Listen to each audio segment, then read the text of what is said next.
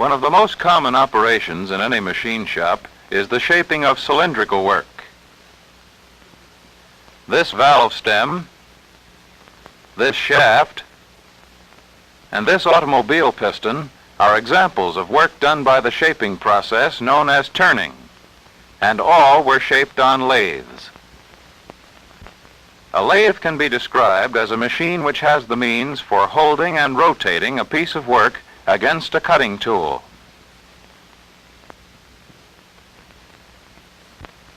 This piece of bar stock is to be turned into a cylindrical shaft.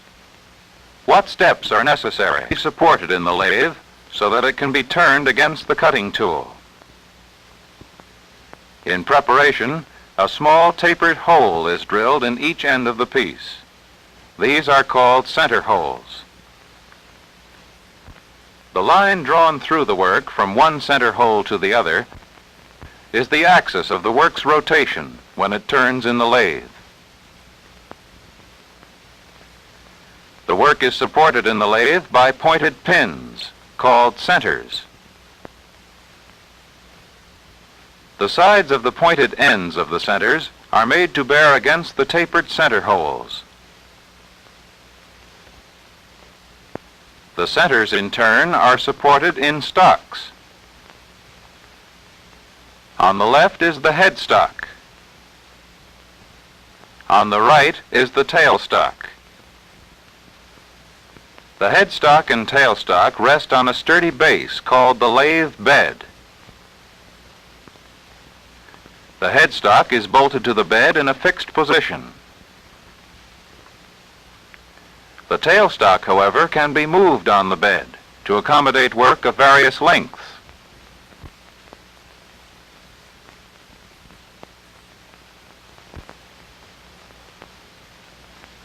No matter what the position of the tailstock, both centers remain at the same height above the bed. The tailstock moves on guides called ways, which keep it in proper alignment with the headstock. When moved to the correct position for the piece to be turned, it is locked securely by the tailstock clamp. With the work firmly held between the centers, the next step is to provide a means of rotating it against the tool so that cutting can take place. The headstock has a rotating shaft called the spindle. The spindle is supported by bearings in the headstock. The headstock spindle is hollow throughout its length. The right end, called the nose of the spindle, supports one of the lathe centers. Usually, the center is not mounted directly in the tapered opening of the spindle, but rests in a tapered sleeve which fits snugly in the nose. Both the center and the sleeve can be removed from the spindle.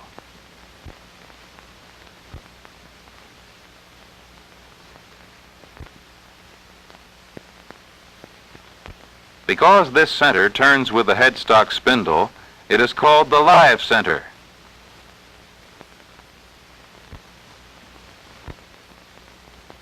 The other end of the work is supported by the center in the tailstock. Unlike the live center in the headstock, this center does not turn with the work. It is called the dead center. The dead center is supported in the tailstock by the tailstock spindle.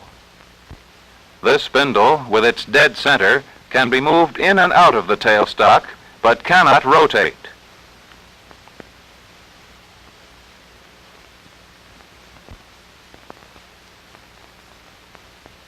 When the motor switch is turned on, power is transmitted to the spindle and its live center, and they turn.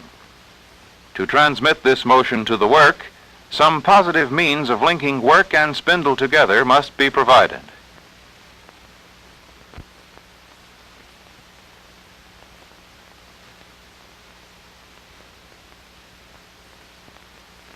For this purpose, a clamp called a lathe dog or dog clamp is used with work of this kind. The lathe dog is used with a device called a drive plate.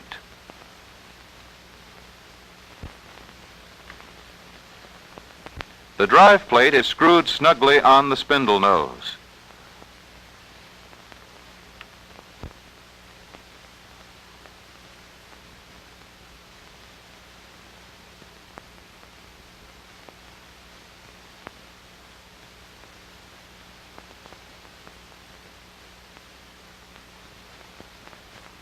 The lathe dog is fastened to the end of the work so that the bent tail fits into the slot in the drive plate. When the drive plate turns, the dog and the work turn with it.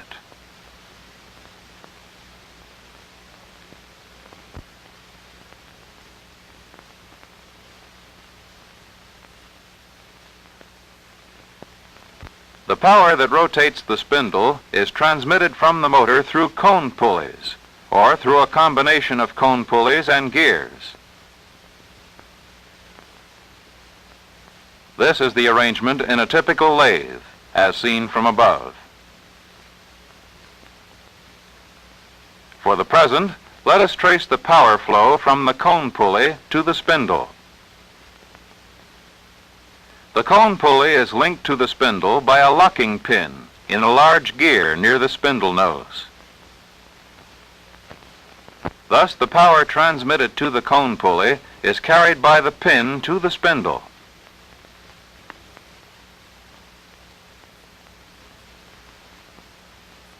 To turn pieces of different diameters, provision must be made for changes in speed. As a general rule, the smaller the diameter of the work, the faster it may be rotated.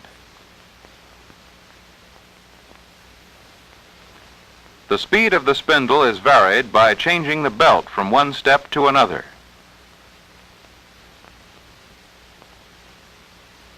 Behind the cone pulley and spindle, there is an assembly of two gears, known as the back gears. The back gears make possible further changes in the spindle speed.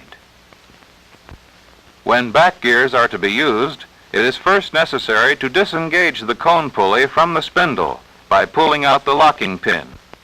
Then the back gears are brought into mesh. The power is transmitted from the small gear on the cone pulley through the back gears to the large gear on the spindle. The use of the back gears enables the operator to obtain much slower spindle speeds than is possible with cone pulleys alone. Up to this point, we have seen how the work is supported in the lathe, how power is applied to rotate it, and how spindle speeds are changed. But some means must also be provided for rigidly supporting the cutting tool and for moving it lengthwise along the work. The cutting tool, or tool bit, is held in a tool holder, which in turn is firmly supported in a tool post. The tool post rests on top of the lathe carriage. The lathe carriage includes a compound rest in which the tool post is mounted, a cross slide which supports the compound rest, a saddle which rests on the ways, and an apron which contains the mechanisms and controls for moving the carriage. By turning the hand wheel, the carriage and tool can be moved lengthwise along the work.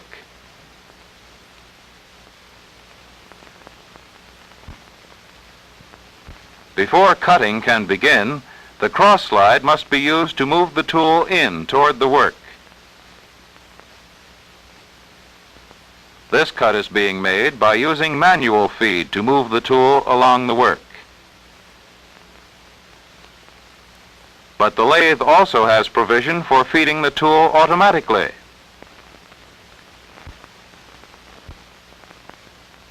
The automatic feed mechanism is located within the apron.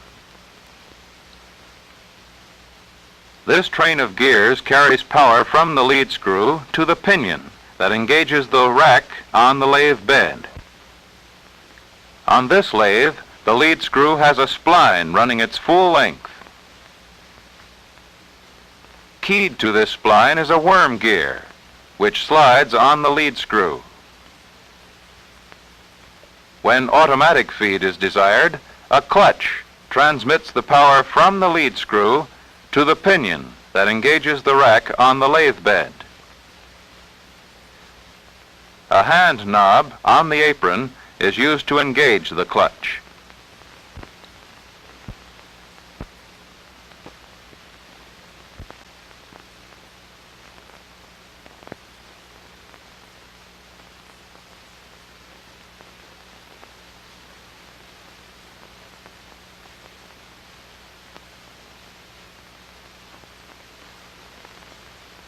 The lead screw is driven by a train of gears at the headstock end.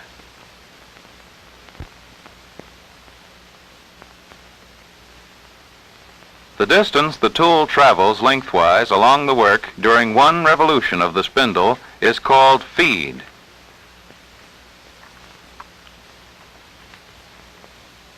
The feed to use for any given job depends upon the diameter of the work, the depth of cut, and the kind of material being turned.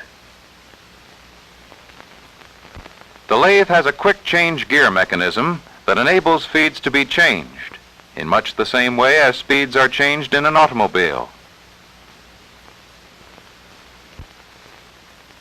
Placing the levers at different settings changes the speed of the lead screw, thus changing the feed.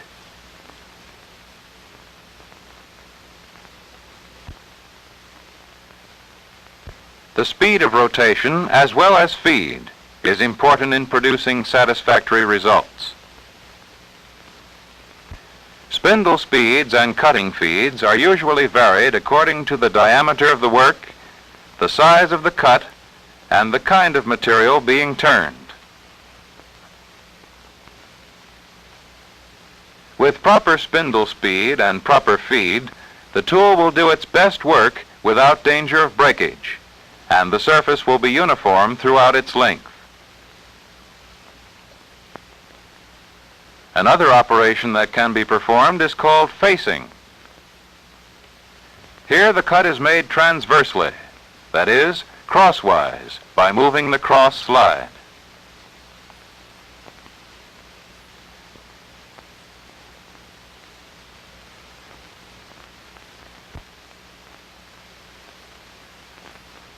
The lathe is a machine tool designed to shape work by rotating it against a cutting tool. To do this, it has means for supporting the work, means for rotating the work against a cutting tool, means for holding and adjusting the tool, and means for moving it lengthwise along the work. These are the fundamental features of the lathe.